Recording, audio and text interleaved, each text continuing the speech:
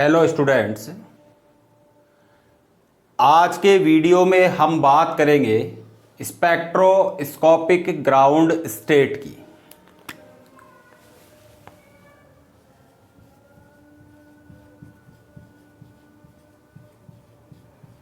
Spectroscopic ground state, जिसको हिंदी में कहते हैं स्पेक्ट्रमिति निम्नतम अवस्था।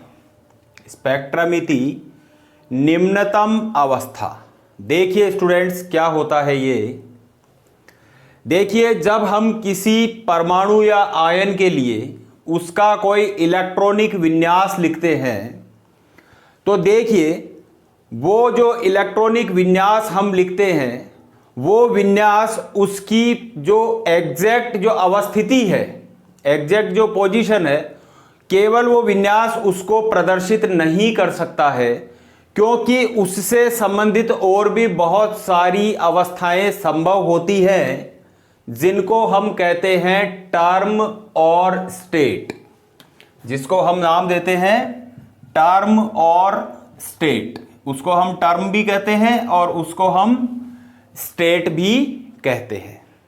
अब देखिए, ये हम कह सकते हैं, मैंने कहा कि किसी विन्यास की वजह से, केवल एक विन्यास को देख करके हम ये नहीं कह सकते कि उसकी प्रॉपर अवस्थिति क्या है। इस प्रकार से किसी एक समान इलेक्ट्रॉन रखने वाला विन्यास हो, जैसे मान लीजिए सपोज ऐसा कोई आयन है जिसका कि इलेक्ट्रॉनिक विन्यास क्या है, बिल्कुल सेम है, यानी उसमें इलेक्ट्रॉनों की संख्या क्या है, समान है, लेकिन वो दो अलग अलग परमाणु या आयन है। तो उन दोनों परमाणुओं और आयनों के लिए भले ही उसमें इलेक्ट्रॉनों की संख्या क्या सेम है, तो उसके लिए जो सेट ऑफ टर्म्स होगी वो भी क्या होगी, अलग अलग ही प्राप्त होती है। अब बात यह आती है कि इस प्रकार की जटिलता, इस तरह की कॉम्प्लेक्सिटी हमें क्यों मिलती है। तो देखिए, इस प्रकार की जो कॉम्प्लेक्सिटी होती है वो हमें इसलिए प्राप्त होती है क्योंकि जो इलेक्ट्रॉन का कक्षीय और उसका जो चक्रण होता है, स्पिन होता है, उसके जो मोशन होता है इलेक्ट्रॉन का कक्षीय, जिसको हम ऑर्बिटल मोशन कह दीजिए, और जो स्पिन मोशन उसका होता है, उसकी वजह मतलब अब इलेक्ट्रॉन अपने स्थान पर भी चक्कर लगाता है और इलेक्ट्रॉन उस कक्षा में भी चक्कर लगाता रहता है, और इस गति के कारण, इस मोशन के कारण से वो अपनी स्थिति को बार बार में क्या करता रहता है, परिवर्तित करता रहता है। लेकिन अब देखिए, ये कॉम्प्लेक्सिटी इसीलिए डेवलप होती है, और ये मैंने कहा कि किसी कॉन्फ़िगरेशन से रिलेटेड, किसी विन्यास से संबंधित बहुत सारी एनर्जी टर्म्स होती हैं। उन एनर्जी टर्म्स में से हम जो यहां डिस्कस करने जा रहे हैं वो क्या डिस्कस करेंगे, केवल और केवल ग्राउंड स्टेट हम यहां डिस्कस करेंगे। अब देखिए, हमें बात करनी है किसकी, स्पेक्ट्रोस्कोपिक ग्राउंड स्टेट की। तो देखिए, स्पेक्ट्रोस्कोपिक जो ग्राउंड स्टेट है वो क्या है, spectroscopic ground state energy term क्या है। वो टर्म है जहां की वो आयन अपनी सर्वाधिक मल्टीप्लिसिटी रखती है। मतलब ये जो ऐसी टर्म होती है, ये टर्म अपनी सर्वाधिक मल्टीप्लिसिटी रखती है, सर्वाधिक बहुकता रखती है। उस टर्म को कहते हैं क्या, स्पेक्ट्रोस्कोपिक ग्राउंड स्टेट। अब देखिए, यहां पे हम डिस्कस करने जा रहे हैं, उससे पहले किसी टर्म को निकालना या ग्राउंड स्टेट एनर्जी टर्म को निकालना, उससे पहले हमें डिस्कस करने होंगे दो तीन चीजें। जैसे सबसे पहले हमें एम काउंट करना आना चाहिए। एम क्या होता है, एम होता है मल्टीप्लिसिटी। एम का मतलब होता है बहुकता, और बहुकता हमें कहां से मिलती है, बहुकता हमें स्पिन से प्राप्त होती है, और इसको कैलकुलेट करने के लिए फॉर्मूला होता है 2s+1। 2s+1, जहां s क्या है, स्पिन क्वांटम नंबर। तो देखिए स्पिन क्वांटम नंबर, जैसे हम बात करें कि m मल्टीप्लिसिटी हम किस तरह से काउंट करेंगे, कि जैसे एक विन्यास हमें दिया हुआ है 1s1, एक सिंपल सा विन्यास दिया गया है 1s1। अब हम जानते हैं अगर हम इसका m कैलकुलेट करेंगे तो मैंने आपको कहा कि यहां पर हमें फॉर्मूला दिया गया है क्या, 2s+1 का फॉर्मूला हमें यहां पर दिया गया है। तो देखिए m जब कैलकुलेट करेंगे तो निश्चित रूप से 2s हमारे लिए मैंने कहा कि क्या होगा, स्पिन क्वांटम नंबर, और स्पिन क्वांटम नंबर का मान आप जानते हैं +12 भी होता है और -12 भी होता है। तो स्पिन का मान चूंकि एक ही इलेक्ट्रॉन है तो हम यहां पर ले रहे हैं क्या, हाफ, और प्लस में क्या होगा 1। तो इस प्रकार से हमें यहां पर जो मल्टीप्लिसिटी का मान प्राप्त होगा वो कितना प्राप्त होगा, 2 हमें यहां पर मल्टीप्लिसिटी का मान प्राप्त होता है। एक चीज तो हमें यहां पर हर एनर्जी टर्म निकालते समय m का मान हमें हर एनर्जी टर्म में निकालना होता है। दूसरी बात आती है हमें L कैलकुलेट करना होगा। दूसरी बात L कैलकुलेट करना होगा, और L जो होता है वो क्या होता है, summation of small l। Small l वही है जो हम पढ़ के आए हुए हैं छोटी क्लासेस में। स्मॉल l क्या है, ये l जो है स्मॉल l ये है एजीमुथल क्वांटम नंबर, और एजीमुथल क्वांटम नंबर से हमें पता है कि हम क्या ज्ञात कर लेते हैं, शेप ऑफ द ऑर्बिटल ज्ञात कर लेते हैं। जैसे यदि एजीमुथल क्वांटम नंबर में हम जानते हैं कि जो स्मॉल l बराबर अगर 0 होता है तो हम कह देते हैं क्या कि s सबसेल है, s सबसेल है, और अगर l बराबर 1 होता है तो हम क्या कह देते हैं कि ये p सबसेल है। तो इस प्रकार से समेशन ऑफ l हम यहां पर काउंट कर लेते हैं। तो देखिए यहां पे अगर हम स्पेक्ट्रोस्कोपिक ग्राउंड स्टेट की बात करें तो स्पेक्ट्रोस्कोपिक ग्राउंड स्टेट निकालने के लिए एक फॉर्मूला होता है, वो फॉर्मूला होता है MLJ। इसी टर्म में इसको लिखा जाता है, और मैंने आपको कहा कि m बराबर हमारे पास में क्या है, 2s+1 है, और 2s+1 L, और यहां क्या लिखा जाएगा, J यहां पर लिखा जाएगा। अब देखिए 2s+1 L J हमने लिखा है। अब हम किसी पर्टिकुलर विन्यास को लेकर के और यहां पर क्या कैलकुलेट करेंगे, ग्राउंड स्टेट एनर्जी टर्म ज्ञात करेंगे। तो देखिएगा यहां पे सबसे पहले मैं बात कर रहा हूं किसकी, P1 कॉन्फ़िगरेशन की बात कर रहा हूं, सिंपल। तो देखिए P में हमें पता है कि ये आपका P है, ये P सबशेल है जिसमें Px, Py और Pz होते हैं। लेकिन चूंकि हमारे पास में क्या उपस्थित है, केवल एक ही इलेक्ट्रॉन यहां पर उपस्थित है। तो हम देखिए ग्राउंड स्टेट एनर्जी टर्म किस तरीके से निकालेंगे, यहां पे कि हमने लिखा, मैंने कहा था आपको कि सबसे पहले हम यहां पर m कैलकुलेट करेंगे तो 2s+1 होगा। तो यहां पर 2 इंटू क्या होगा, हाफ होगा, और हाफ +1 इक्वल्स टू क्या होगा, हमारे पास में पूरा का पूरा 2 यहां पर प्राप्त होगा। अब देखिए हमें कैलकुलेट करना है L। अब मैंने आपको बताया कि L क्या है, L है एजीमुथल क्वांटम नंबर। और देखिए L क्या है, m के जो मान हम काउंट करते हैं, m छोटी क्लासेस में हम पढ़ के आए हुए हैं कि m के जो मान होते हैं वो -L से 0 और +L तक होता है। तो अगर हम m की बात करते हैं, मैग्नेटिक क्वांटम नंबर की बात करते हैं, तो देखिए इसके लिए क्या क्या पॉसिबिलिटी है कि इसके लिए +1 0 -1 कुछ भी रख दीजिए, भले इसको आप -1 0 +1 रख लीजिए, एक ही बात है। लीजिए मैं यहां पे लिख देता हूं -1 0 और +1। तो अब देखिए यहां पे अगर हम L कैलकुलेट करेंगे तो यहां पे केवल इस एक ही सब शेल के अंदर क्या इस एक ही ऑर्बिटल के अंदर क्या उपस्थित है, एक सिंगल इलेक्ट्रॉन उपस्थित है। और सिंगल इलेक्ट्रॉन उपस्थित है इसलिए यहां पर समेशन ऑफ एल भी क्या होगा, हमारे लिए 1 प्राप्त होगा। और देखिए अगर एल का मान मुझे यहां पर 0 प्राप्त होता है तो मैं यहां पे लिखता हूं कैपिटल एस। एल का मान यदि मुझे 1 प्राप्त होता है तो मैं यहां लिखूंगा कैपिटल पी। एल का मान मुझे यहां यदि 2 प्राप्त होता है तो मैं लिखूंगा कैपिटल डी। और एल का मान यदि मुझे 3 प्राप्त होता है तो मैं यहां पर टर्म लिखूंगा एफ, कैपिटल एफ।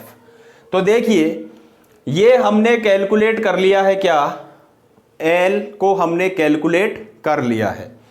अब देखिए यहां पे हमें एक चीज और भी निकालनी जा सकती है। मैंने कहा कि हमें जे कैलकुलेट करना पड़े, तो देखिए जे क्या होता है, जे की जो वैल्यू होती है वो होती है एल प्लस एस और एल माइनस एस। जे की जो वैल्यू होती है वो एल प्लस एस भी होती है और एल माइनस एस भी वैल्यू प्राप्त होती है। तो देखिए एल प्लस एस वैल्यू किसके लिए होती है, एल प्लस एस वैल्यू होती है हाफ फील्ड और मोर देन हाफ फील्ड के लिए, मोर देन हाफ फील्ड। और एल माइनस एस जो वैल्यू होती है वो होती है लेस देन हाफ फील्ड के लिए, less than half field. Orbital के लिए हम लिखते हैं एल माइनस एस।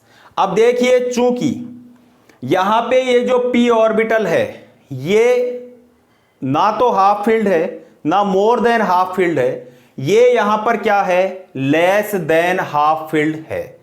तो लेस देन हाफ फील्ड के लिए मैंने आपको कहा कि यदि हमें जे कैलकुलेट करना पड़े तो हम क्या लिखेंगे, एल माइनस एस हम यहां पर लिखते हैं। तो देखिए एल माइनस एस लिखना है हमें, तो मैंने कहा कि एल की वैल्यू हमें कितनी प्राप्त हुई थी, 1 प्राप्त हुई थी। और एस यहां पर कितना है, यहां पे हमें मल्टीप्लिसिटी को माइनस नहीं करना है, हमें यहां केवल स्पिन को माइनस करना है। तो स्पिन को माइनस, स्पिन का मान यहां पर क्या है, केवल और केवल हाफ है। तो जे की वैल्यू मुझे क्या प्राप्त हो रही है, हाफ प्राप्त हो रही है। तो इस प्रकार से मुझे, अगर मैं अब इसका इस फॉर्मूले के according ground state energy term लिखना चाहूंगा तो मैं क्या लिखूंगा, मैंने कहा कि 2 में सबसे पहले लिखूंगा m की वैल्यू। l की वैल्यू मुझे प्राप्त हुई है क्या, 1। और 1 के लिए मैंने अभी आपको बताया था कि यहां पर क्या होगा, p हम टर्म काम में लेते हैं। और j की वैल्यू मैंने कहा कि क्या प्राप्त हुई है, हमें हाफ प्राप्त हुई है। तो इसका मतलब P1 विन्यास के लिए मुझे जो ग्राउंड स्टेट एनर्जी टर्म प्राप्त हुई है वो क्या प्राप्त हुई है, 2p1/2 प्राप्त हुई है। देखिए अब हम दूसरा जो विन्यास इसी में से लेकर के चलते हैं। तो मैं विन्यास यहां पर ले रहा हूं क्या,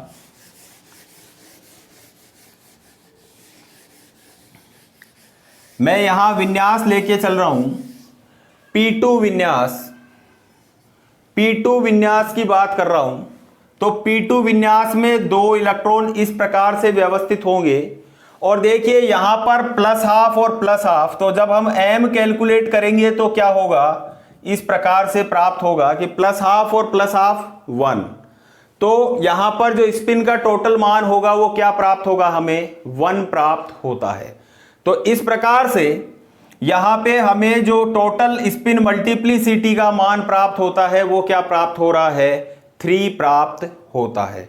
अब हमें कैलकुलेट करना है क्या, एल कैलकुलेट करना है। और एल मैंने आपको बताया कि क्या है, समेशन ऑफ एल है। अब देखिए समेशन ऑफ एल का मतलब क्या है कि जब P2 विन्यास के लिए एल कैलकुलेट करेंगे तो देखिए 1 इसके लिए है और इसके लिए क्या है, 0 है। तो यहां पर भी हमें जो समेशन ऑफ एल प्राप्त होगा वो 1 + 0 बराबर क्या प्राप्त होगा, 1 प्राप्त होता है। अब हम यहां पर क्या कैलकुलेट करेंगे, जे कैलकुलेट करेंगे, जिसकी वैल्यू मैंने आपको बताई कि क्या होती है, L माइनस एस होती है। और ये L माइनस एस मैंने कहा कि L आपके पास में क्या आया हुआ है 1 और S भी आपके पास में क्या आया हुआ है 1, यानी J की वैल्यू हमें क्या प्राप्त हो रही है, 0 प्राप्त हो रही है। तो हम यहां पर P2 विन्यास के लिए जब ग्राउंड स्टेट एनर्जी टर्म लिखते हैं तो हमें प्राप्त होगी क्या, 3P0 हमें प्राप्त होती है ग्राउंड स्टेट एनर्जी टर्म। अब देखिए इस प्रकार से आप किसी भी विन्यास के लिए ग्राउंड स्टेट एनर्जी टर्म को ज्ञात कर सकते हैं। जैसे कि मैं बात कर रहा हूं,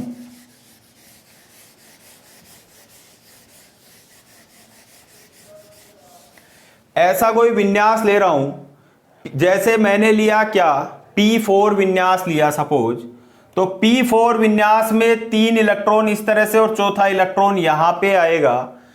इस तरह से मुझे ज्ञात करना है सबसे पहले m, मैंने कहा 2s+1। अब देखिए यहां पर हमें जब स्पिन कैलकुलेट करेंगे तो स्पिन कैलकुलेशन किस तरीके से होगा कि यहां पे चूंकि +½ और -½ क्या हो गया है, 0 हो गया है। तो हमें टोटल जो स्पिन का मान है वो क्या प्राप्त हो रहा है, 2 × 1 + 1 = हमें अगेन क्या प्राप्त हो रहा है, 3 प्राप्त हो रहा है। अब देखिए जब हम कैलकुलेट करेंगे किसको, L को, तो L मैंने कहा कि क्या है, समेशन ऑफ L है। अब देखिए यहां ध्यान देने की बात यह है कि यहां पर देखिए +1 और +1 मान लीजिए सपोज कि 2 इलेक्ट्रॉनों के कारण से 2 विन्यास है, आप किसी को भी मान सकते हैं।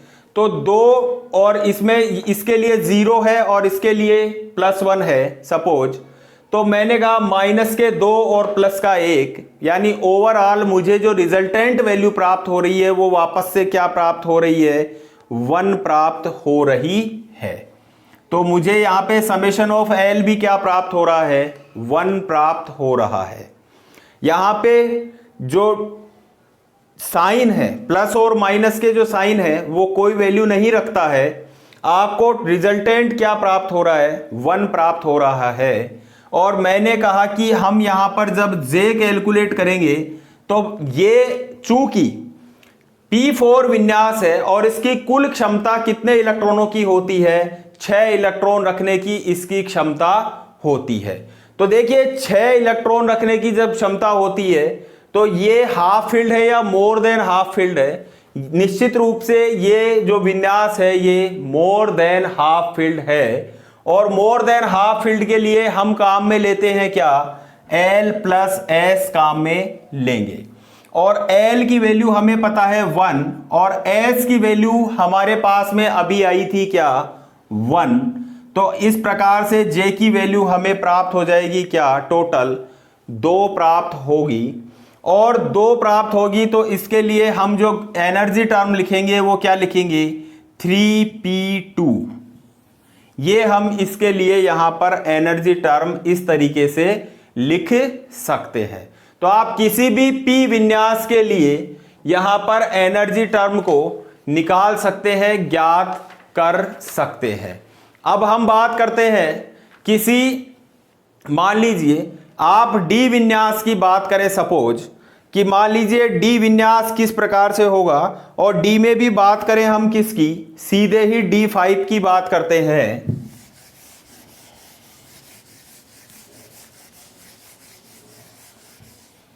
सबसे पहले अगर हम बात करें D5 कॉन्फ़िगरेशन की तो देखिए D5 कुछ इस तरीके से होता है, ये आपका है D ऑर्बिटल और इसमें जो 5 इलेक्ट्रॉन होंगे वो इस तरीके से फिलअप होंगे। अब देखिए यहां पे हमें कैलकुलेट करना है सबसे पहले क्या, m कैलकुलेट करना है m, तो 2s+1 हम यहां पर लिखेंगे और स्पिन का मान मुझे क्या प्राप्त होगा। अब देखिए totally half half half half और हाफ, तो टोटल मुझे क्या प्राप्त होगा, 5/2 प्राप्त हो रहा है, तो 5/2 + 1, तो इक्वल्स टू क्या हो गया है, मेरे को m की वैल्यू प्राप्त हुई है 6। तो अब देखिए, अब मुझे क्या कैलकुलेट करना है, L कैलकुलेट करना है। मैंने कहा समेशन ऑफ L। अब हमें यहां देखने योग्य बात यह है कि यहां पे जो वैल्यू होती है वो -2, -1, 0, +1 और +2 होती है m की वैल्यूज, और m की वैल्यूज के आधार पर हमने ये लिखा है। तो देखिए यहां पर जो टोटल इलेक्ट्रॉन होंगे या जो टोटल L होगा, टोटल जो एजीमुथल क्वांटम नंबर मैंने कहा, इसका जो टोटल L होगा वो मुझे क्या प्राप्त होगा। देखिए इसकी वजह से मान लीजिए -3 और इसकी वजह से क्या हो गया है, प्लस का 3, यानी 3 - 3 मेरे को क्या प्राप्त हो गया है, 0 प्राप्त हो गया है। और मैंने अभी आपको बताया था कि जब 0 प्राप्त होता है तो उसके लिए हम टर्म काम में लेते हैं कैपिटल S। ठीक इसी प्रकार से अगर हम J कैलकुलेट करते हैं इसके लिए, तो देखिए हाफ फील्ड के लिए J जब हम कैलकुलेट करेंगे तो J कैलकुलेट करेंगे तो वैल्यू क्या लिखेंगे, L + S की वैल्यू लिखेंगे, क्योंकि ये हाफ फील्ड विन्यास हमें दिया गया है। तो L, टोटल L हमने निकाल लिया था कितना, 0, और स्पिन का मान मुझे क्या प्राप्त हुआ था, 5/2 प्राप्त हुआ था। तो देखिए यहां पर जो टोटल J होगा वो मुझे क्या प्राप्त हो रहा है, 5/2 प्राप्त हो रहा है। तो इस प्रकार से जब हम D5 के लिए लिखेंगे एनर्जी टर्म, तो हम क्या लिखेंगे, 6s 5/2 हम एनर्जी टर्म लिखेंगे। तो इस प्रकार से हम किसी भी विन्यास के लिए क्या ज्ञात कर सकते हैं, एनर्जी टर्म्स ज्ञात कर सकते हैं।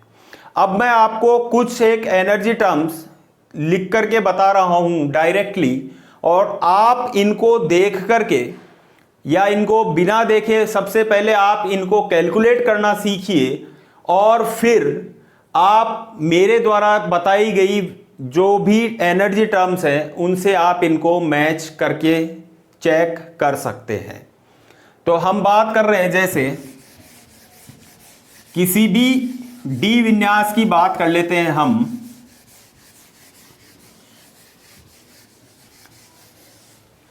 डी विन्यास के लिए देखिए, कल हमने ऑर्गन डायग्राम पढ़ते समय मैंने आपको एक एनर्जी टर्म बताई थी 2D, जहां मैंने कहा था कि ये सिमेट्रिकली लेबल्ड है। तो ये सिमेट्रिकली लेबल्ड यहीं से निकल करके आया है कि ग्राउंड स्टेट एनर्जी टर्म उसकी होती है 2D। तो D1 के लिए जो वैल्यू होती है वो होती है 2D। J की वैल्यू भले ही आप निकालें या नहीं निकालें, ज्ञात कर सकते हैं। D1 के लिए 2D, D2 के लिए आपको प्राप्त होगी 3F एनर्जी टर्म, D3 के लिए आपको प्राप्त होगी 4F एनर्जी टर्म, D4 के लिए आपको प्राप्त होगी 5D एनर्जी टर्म, D5 के लिए आपको प्राप्त होगी 6S, D6 के लिए आपको प्राप्त होगी 5D एनर्जी टर्म, D7 के लिए आपको प्राप्त होगी 4F एनर्जी टर्म, D8 के लिए आपको प्राप्त होगी 3F अगेन, D9 के लिए आपको प्राप्त होगी 2D एनर्जी टर्म, और D10 विन्यास के लिए आपको प्राप्त होगी 1S एनर्जी टर्म। तो ये कुछ एनर्जी टर्म्स हैं जिनको आप कैलकुलेट कीजिए, और कैलकुलेट करके इससे आप अपने आप चेक कर सकते हैं। अब इसमें इस यूनिट में एक छोटा सा टॉपिक हमारा बचा हुआ है, उसको हम डिस्कस करेंगे नेक्स्ट वीडियो में। Thank you.